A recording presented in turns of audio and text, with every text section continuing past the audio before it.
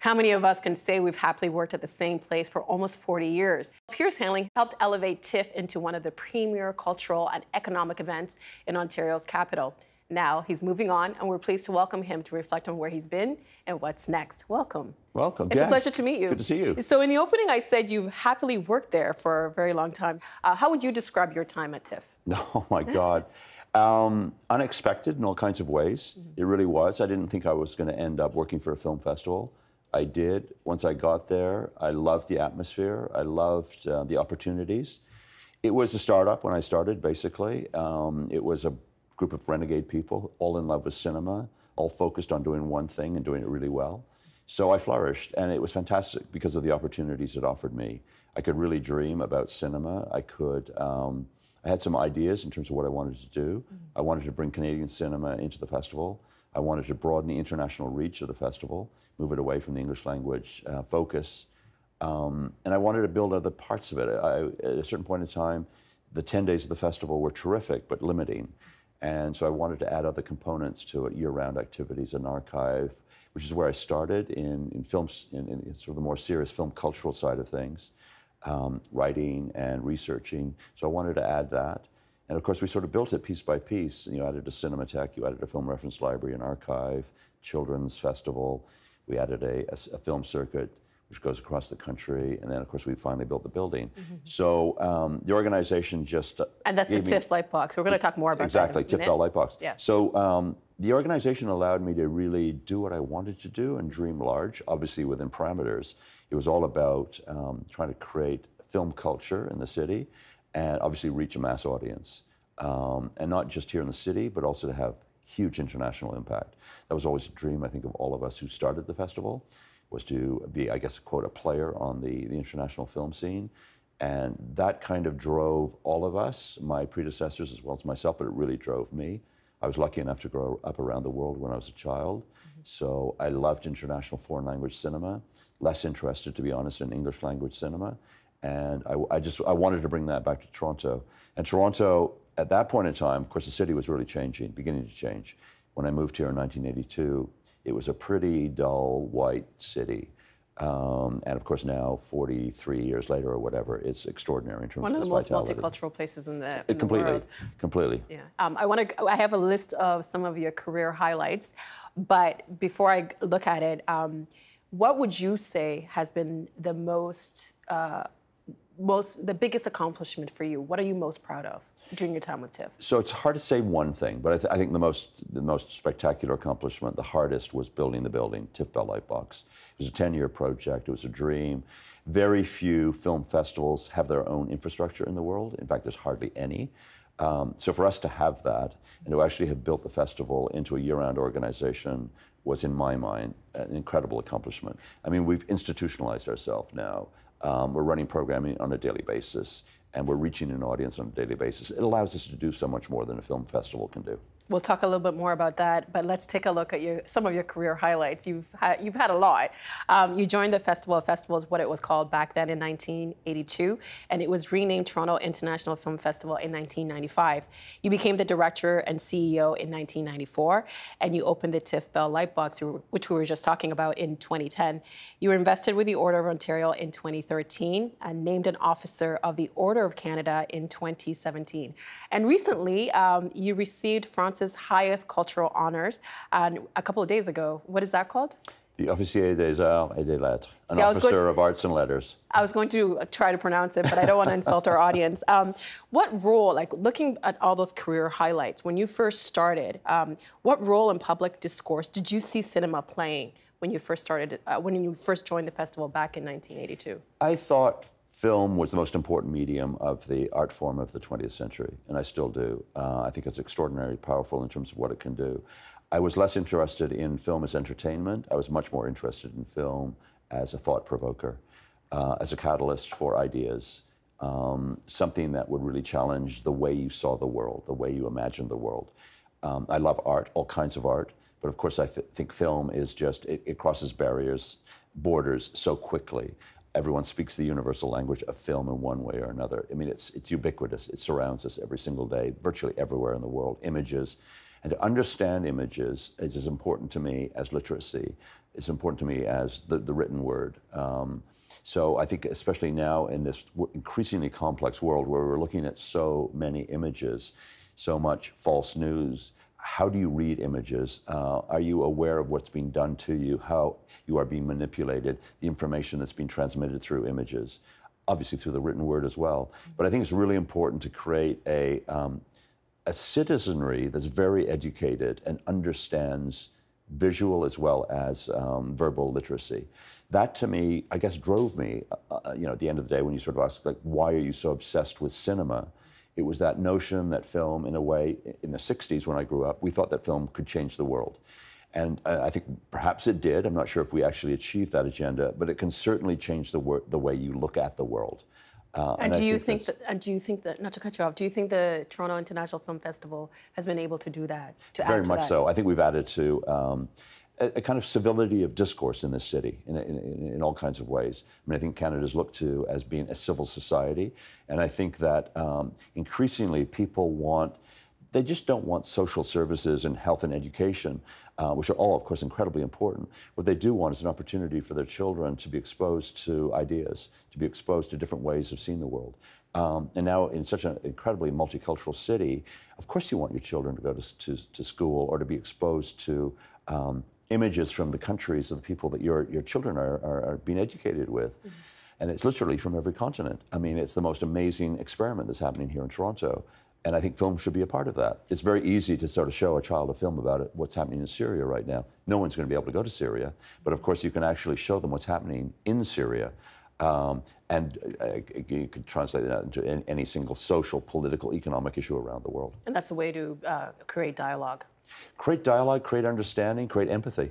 When you became the CEO in 1994, yeah. What was the state of the film festival like when you joined? It was very solid by that stage. I mean, I actually I moved into a senior position in about 1987. I became the artistic director.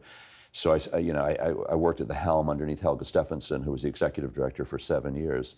And we were slowly building the festival. It was in very good financial health. She was a very solid and charismatic leader. She was terrific. I watched her, I learned from her. So by the time I took over in 1994, I mean, it was smaller, of course. We'd moved into year-round programming. I can't remember what the budget was. It may have been like $2.5, $3 million at that point in time. Now it's a $45 million institution. But it was just, the foundations were very, very strong. I mean, the foundations have been laid by her predecessor as well, Wayne Clarkson. And the two of them really did a wonderful job in terms of building the building blocks for the success of the festival. So all I had to do was really kind of move that forward. At the time, did you think that you would be in this role for this long? No, I didn't, to be honest. Yeah. I mean, the previous organization I'd worked for, I'd been with for 10 years. And I thought that longevity, you could actually do things when you stuck around for a long time. And of course, some of these agendas you can't achieve in 2 or 3 years. Why leave now? Why leave now? Yeah. Well, I think I've achieved the agendas I wanted to achieve. I really feel that. I feel the challenges I set for myself when I was younger and continued to set for myself, I've now kind of arrived at the end of that. So it's an extraordinary period of growth and expansion. So that was a part of it. So you feel that you've given everything you can to the organization. I also think that it's a period in time when it comes to the history of cinema that maybe it's the right time for me to go. Because the people that I advocated for, the filmmakers that I loved, a lot of them are getting close to the end of their career or they've passed away.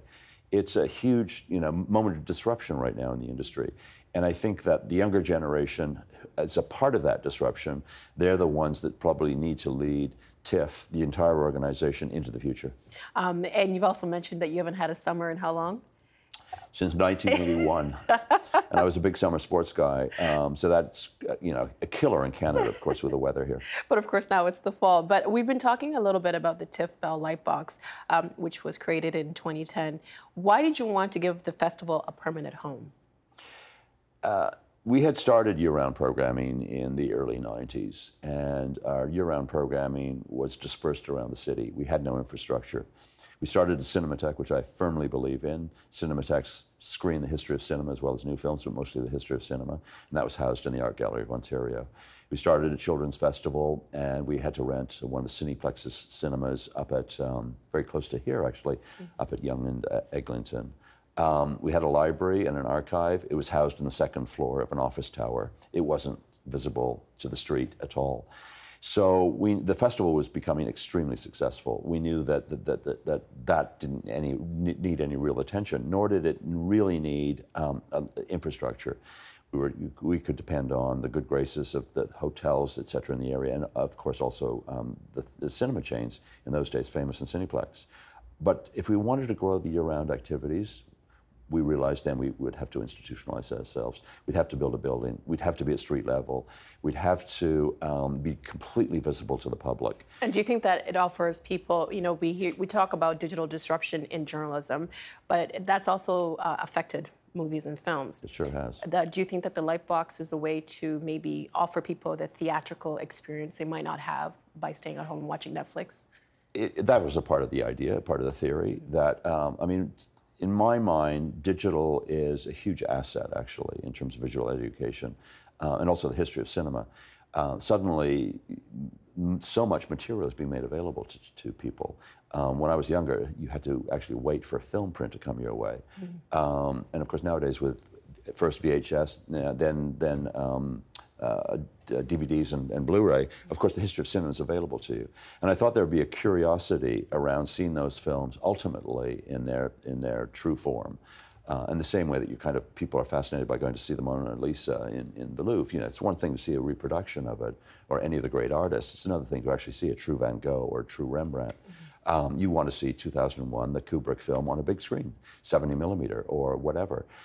Lawrence of Arabia, the same kind of thing. So people would be intrigued because they would be aware of these films, but they would want to see them on the big screen.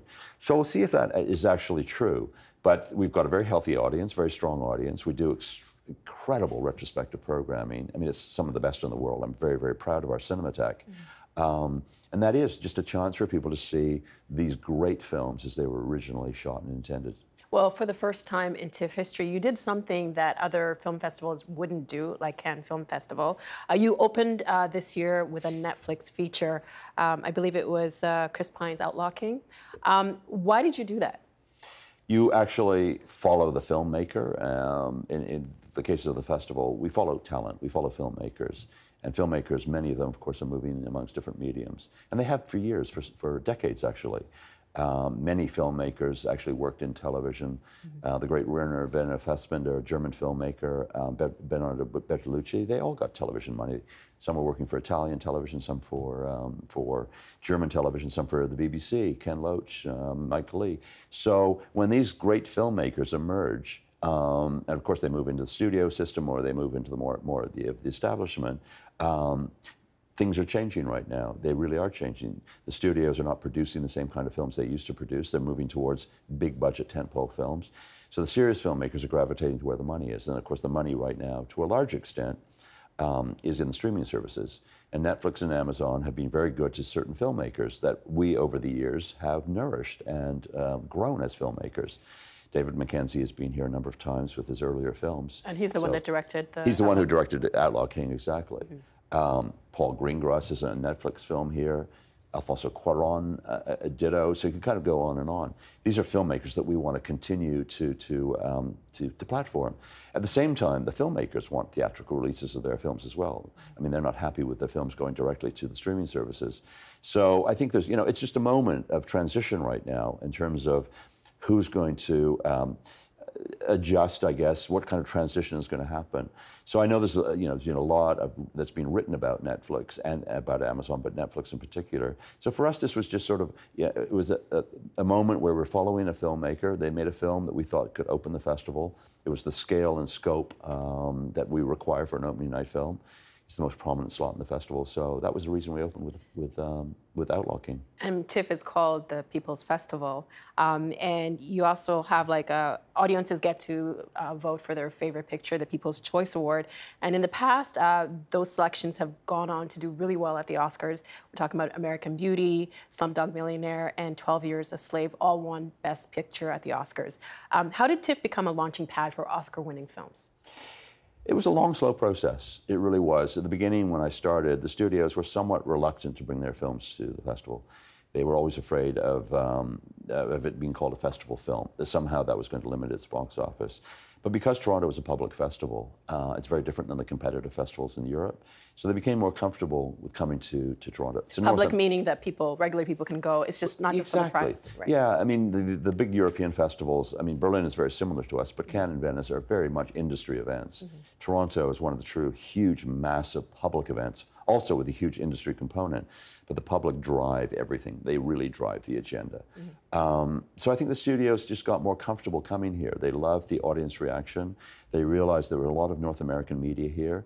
They could grab their ears. They could, massage the reactions to the films, get a sense of the reaction to the films.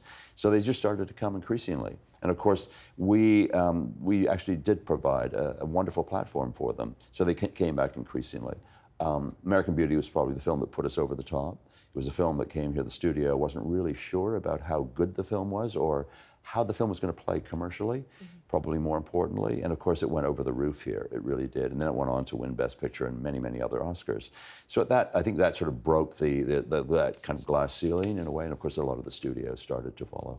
How important is it to have like big Hollywood actors and actresses here in order for the festival to be successful? It's very important for all kinds of reasons. I mean, obviously, cinema was built from the very beginning around the star system, going right back to the silent era. And of course, to see those stars in person, you've admired on screen, is wonderful. There's nothing quite like it. I mean, it's like rock stars. So it's the actual visible presence, physical presence is fantastic. And there's Q&As, et cetera, et cetera. It obviously attracts international and media attention. And of course, that gives you coverage around the world. So it gives you the patina of glamour, which is extremely important. At the same time, of course, you can't allow that to take over your agenda. What you're trying to accomplish is your mission, which is to run a true representative sample of international cinema, Canadian cinema and international cinema. So you have to make sure that all those pieces are in balance. And that's very difficult to do right now. I mean, I think that's probably the biggest challenge that the biggest film festivals have to confront right now. Any regrets? No, no regrets, actually. No regrets at all. I'm not somebody who, no, I think you make a decision, you stand by it, you move on. And sometimes you're criticized, of course, but that's fine, as long as you really think it through and discuss it and debate it. And so often those decisions were not just my decisions, they were decisions of a programming team and others, some of my trusted advisors, people like my managing director, Michelle Mayhew. We would sit down and have those serious discussions around what we were doing. But no regrets at all. I have a couple more minutes. I wish we had more time to talk a bit more. But many of our major cultural institutions are now headed by people who are from outside of Canada. The Shaw Festival, Luminato, the AGO, and the ROM, respectively. And now the person that's taking over your job with Cameron Bailey is from overseas. Does it matter that these arts institutions aren't being run by Canadians? I have a mixed feeling about this, to be honest. I'm a nationalist, of course, and for many, many years, Canadians have run a lot of these institutions. I think it's a sign of the times that the institutions that we've actually built now have global prominence. So they're attracting global attention. And they're at a size and magnitude that, of course, talent is incredibly liquid right now. I mean, it moves very easily from one place to another. I mean, cinema has been like this, again, since the very beginning. Germans built Hollywood. They were fleeing Hitler. There were so many Germans. And, of course, now Hollywood and cinema is completely agnostic when it comes to the use of talent. So why shouldn't the larger institutions, cultural institutions in the world be like that? And of course they are. I mean, you have foreigners running some of the most important institutions in the UK, in Germany, and France, et cetera, et cetera. I would like to think that Canadians should be running all these institutions. I think we may not have done the best job in terms of cultivating the next generation of leaders. There is a generation that's basically seen their institutions grow from pretty small organizations into very large, with very large budgets. I mean, TIFF being one of those. And I was lucky enough to grow up like that, starting very small, and now it's very large. So when you arrive at a position where your organization, the budget is somewhere around 50, 60, $70 million, that's a big business. You've got to have professionals running that. And so, of course, there's a lot of people internationally who are coming to the table, very interested. I mean, the new co-head we've appointed is Portuguese. So she's not an American. She's coming from Portugal. She spent some time in the States, obviously. So, you know, there's a part of me, because I lived my entire childhood elsewhere. I had an English mother and a Canadian father. To me, you know, all of this is, yeah, of course it's important, but at the same time, we should just be open to the best. Like we have maybe like 10 seconds left, a couple of days left of TIFF. How are you feeling now? Fantastic. Your final one. Yeah. Absolutely fantastic. It's been a great festival for me. First thing you're going to do after you're done? Sleep next week. I'm not done until the end of the year. Until the end of the year. So I'm doing a whole bunch of other things before then. After that, I'm going to go skiing. Well, it's been a pleasure to have you here. I wish we had more too. time to talk. Thank you. Sure. Thank you, Piers. My pleasure. All right, bye. The Agenda with Steve Bacon is brought to you by the Chartered Professional Accountants of Ontario, helping businesses stay on the right side of change with strategic thinking, insightful decisions, and business leadership. Are you on the right side of change? Ask an Ontario CPA.